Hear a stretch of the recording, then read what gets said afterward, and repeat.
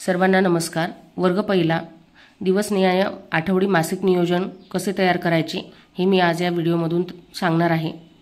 यामध्ये जुलै महिन्याचे मराठी विषयाचे मासिक नियोजन या व्हिडिओमधून मी सांगणार आहे। त्यासाठी काही मुद्दे जे आहेत ते आपल्याला आखून घ्यायचे आहेत। जसे या ठिकाणी विषय, आठवडा, दिवस, पाठ घटक, अध्ययन निष्पत्ती, तसेच अध्ययन अनुभव, तासिका, मूल्यमापनाची साधने, अध्यापनासाठी वापरलेलं साहित्य आणि अध्ययन निष्पत्ती साध्य झाली की असाध्य झाली हे अशा प्रकारचे मुद्दे जे आहेत ते आखून घ्यायचे आहेत।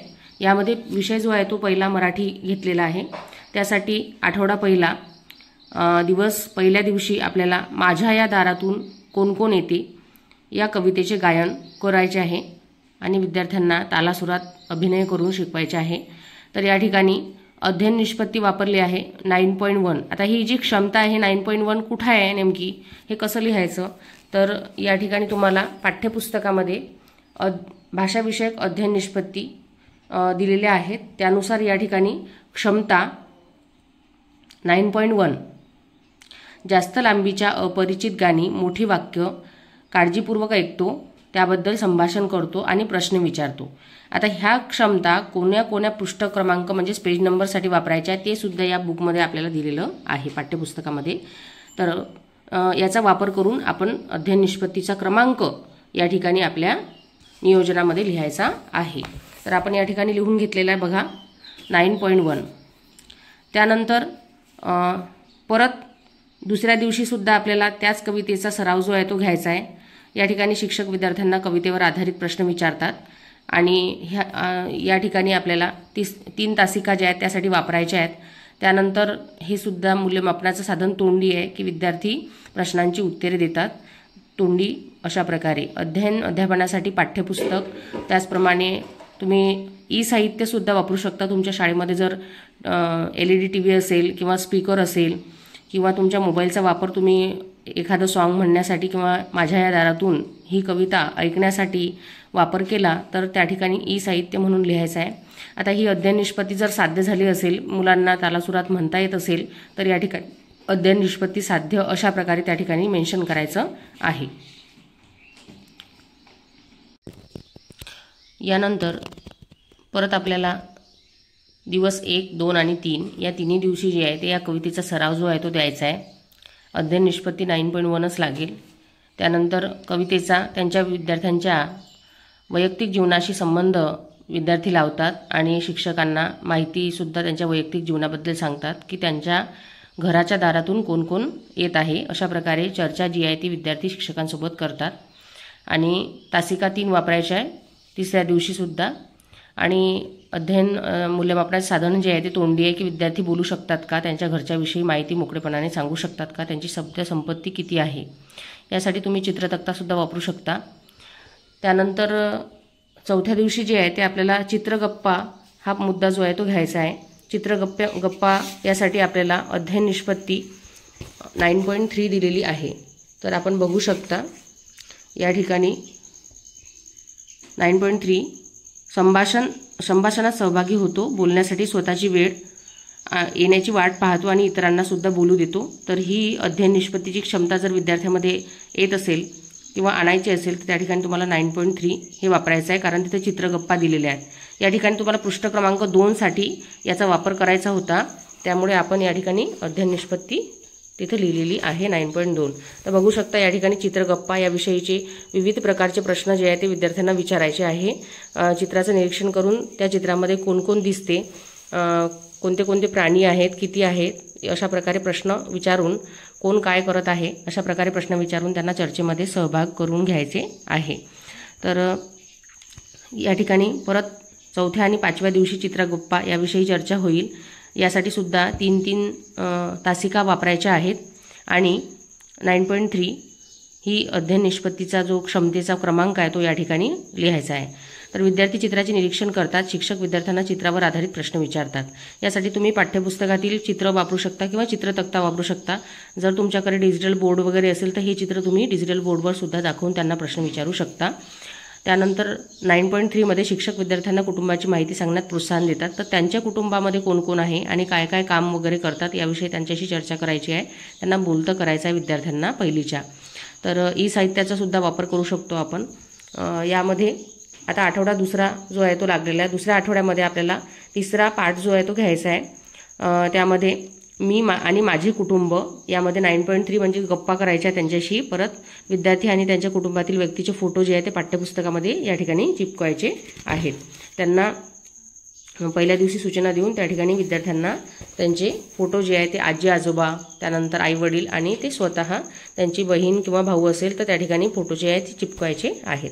त्यानंतर परत 9.3 मध्ये शिक्षक विद्यार्थ्यांना कुटुंबातील व्यक्तीविषयी प्रश्न विचारतात। त्यांना बहीण किती आहे, भाऊ किती आहे, एकत्र कुटुंब पद्धती आहे का, तर याविषयी त्यांना अवगत जे आहे ते करतात। त्यानंतर विद्यार्थी त्यांच्या कुटुंबाबद्दल निर्भीडपणे माहिती सांगतात आणि वाक्य जोडून बोलण्याचा प्रयत्न करतात। यासाठी तुम्ही ई साहित्याचा वापर करू शकता किंवा फोटोचा वापर करू शकता, चित्रतक्ता वापरू शकता। अशा प्रकारे ही अध्ययन निष्पत्ती जर साध्य झाली असेल तर शेवटच्या रकान्यामध्ये तुम्हाला मेन्शन करायचं आहे। त्यानंतर बघा पुढचं जे आहे ते जुलै महिन्याचं नियोजन आपण करत आहोत। तर दुसरा आठवडा चालू आहे, दिवस चौथा। आता पुढचं घ्यायचं आहे तुम्हाला माझी जोडी। तर या ठिकाणी विद्यार्थ्यांना चित्र आपल्या अध्ययन निष्पत्ती जी आहे ती 9.7 वापरायची आहे। परत एकदा आपण अध्ययन निष्पत्ती क्षमताकडे जाऊया। तर 9.7 कुठून घेतलेली आहे, तर या ठिकाणी बघू शकता तुम्ही, आपण या तक्त्यातूनच 9.7 जी आहे ती घेतलेली आहे। चित्र व संदर्भ यानुसार अपरिचित शब्दांचा अर्थांचा अंदाज बांधतो। 5व्या पेज नंबर आणि 63 पेज नंबरसाठी ही अध्ययन निष्पत्तीची क्षमता वापरायची होती, आपण तिथं 9.7 लिहिलेलं आहे, तर बघू शकता। त्यानंतर विद्यार्थी चित्रे व नावाची जोडी लावतात, परत ती क्षमता वापरायची आहे आपल्याला। आणि विद्यार्थी सारखी नावे जोडी लावतात, ही सुद्धा या ठिकाणी लिहायचं आहे। तर अशा प्रकारे दुसऱ्या आठवड्यामध्ये चौथा, पाचवा आणि 6वा दिवस सुद्धा आपल्याला घ्यायचा आहे। यामध्ये मूल्यमापनाची साधने विद्यार्थी कृती करतात आणि पाठ्यपुस्तक वापरू शकतो किंवा इतर साधने ई साहित्य तुमच्याकडे जर डिजिटल बोर्ड असेल तर तुम्ही ते दाखवून जोड्या लावू शकता किंवा बोर्डवरती ब्लॅकबोर्डवरती सुद्धा आपण करू शकतो। त्यानंतर पुढचं बघूया तिसरा आठवडा। त्यामध्ये पहिल्या दिवशी जो आहे तो मला घरापर्यंत पोहोचव हा आपल्या 5व्या धड्याची सुरुवात झालेली आहे। तर यासाठी आपण 9.1 ही अध्ययन निष्पत्ती क्षमता वापरलेली आहे। विद्यार्थी दिलेले आकार गिरवतात आणि शिक्षक विद्यार्थ्यांकडून वाचनपूर्वक तयारी जी आहे ती करून जे आहे ते घेतात। तर अशा प्रकारे बघू शकता आपण की मला घरापर्यंत जायचे आहे, तर विद्यार्थी प्रत्येक प्राणी जो आहे तो त्यांच्या घरापर्यंत जातो। अशा प्रकारे त्यांना त्यांच्या हाताला जी आहे ती लिखाणपूर्व किंवा वाचनपूर्व तयारी जी आहे ती विद्यार्थ्यांकडून करून घ्यायची आहे। त्यामुळे त्यांचं कॉन्सन्ट्रेशन सुद्धा चांगल्या प्रकारे होईल। तर या ठिकाणी चौथ्या, 5व्या आणि 6व्या दिवशी सुद्धा पुढचा घ्यायचा आहे आपल्याला ठिपके गिरव आणि जोड। अशा प्रकारे तुम्ही बघू शकता विद्यार्थी जे आहे ते ठिपके गिरवतात आणि काढतात। तर त्यांच्या हातांना वळण जे आहे ते लागण्यासाठी ही ॲक्टिव्हिटी आपल्याला दिलेली आहे। अशा प्रकारची ॲक्टिव्हिटी आपण बोर्डवर किंवा त्यांच्या नोटबुकवर सुद्धा द्यायची आहे। विविध प्रकारचे चित्र ठिपक्यांच्या सहाय्याने काढून ते जोडायला लावायचे आहेत। त्यानंतर आपला चौथा आठवडा जो आहे तो सुरू झालेला आहे। चौथ्या आठवड्याच्या पहिल्या दिवशी आपल्याला राधाची कुटुंब हा जो आहे तो पाठ्यघटक घ्यायचा आहे आणि यासाठी सुद्धा आपल्याला 9.1 अध्ययन निष्पत्ती जी आहे ती वापरायची आहे। ती कुठून घ्यायची ते मी सांगितलेले आहे।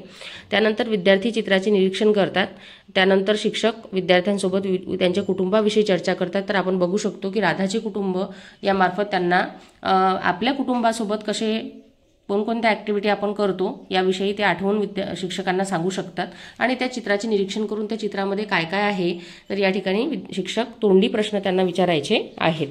तर या ठिकाणी पहिला, दुसरा, तिसरा या ठिकाणी घ्यायचा आहे। नंतर चौथा, 5वा आणि 6वा जो आहे तो ए आई मला पावसात जाऊ दे अशा प्रकारे आपण घेऊ शकतो। तो या ठिकाणी सुद्धा 9.1 ही अध्ययन निष्पत्ती वापरायची आहे। तर विद्यार्थी कवितेचे तालासुरात गायन करतात, शिक्षक त्यांना मार्गदर्शन करून तालासुरात गायन करायला लावायचे आहे आणि चांगल्या प्रकारे त्याला चांगले ॲक्शन कशी करता येईल, विद्यार्थ्यांना आवडेल ती कविता, अशा प्रकारे त्यांना लय तालासुराचा वापर करून विद्यार्थ्यांना सांगायचे आहे। शिक्षक विद्यार्थ्यांना विविध प्रश्न विचारतात। तर या कवितेविषयी विविध प्रश्न ते जे आहे ते विचारतात की तुम्हाला पावसाच्या संबंधित काय, म्हणजे पावसात भिजायला आवडते का, त्यानंतर इतर प्रश्नही तयार करून या ठिकाणी विद्यार्थ्यांना तोंडी प्रश्न विचारायचे आहेत आणि यासाठी तासिका बाजूने दिलेले आहेत 3-3-3 आणि कवितेसाठी 3-3 आणि शेवटची एक तासिका। तर ह्या कविता ज्या आहेत त्या विद्यार्थ्यांचे तोंडपाठ पाहिजेत म्हणजे जेणेकरून त्यांना आवडीने म्हणता येतील। त्याचप्रकारे त्यांचा भावार्थसुद्धा विद्यार्थी समजून घेतील आणि ज्यावेळेस ते घराशी त्यांच्या वैयक्तिक जीवनाशी संबंध जोडतील तर त्यावेळेस त्यांना समजून येईल. तर त्यासाठी तुम्ही तोंडी किंवा ई साहित्यसुद्धा वापरू शकता. ही अध्ययन निष्पत्ती साध्य झाली असेल तर अध्ययन निष्पत्ती पूर्ण या ठिकाणी लिहायचं आहे शेवटच्या तक्त्यामध्ये. तर अशा प्रकारे जुलै महिन्याचे आपण मासिक नियोजन जे आहे ते या ठिकाणी पाहिलेले आहे. धन्यवाद.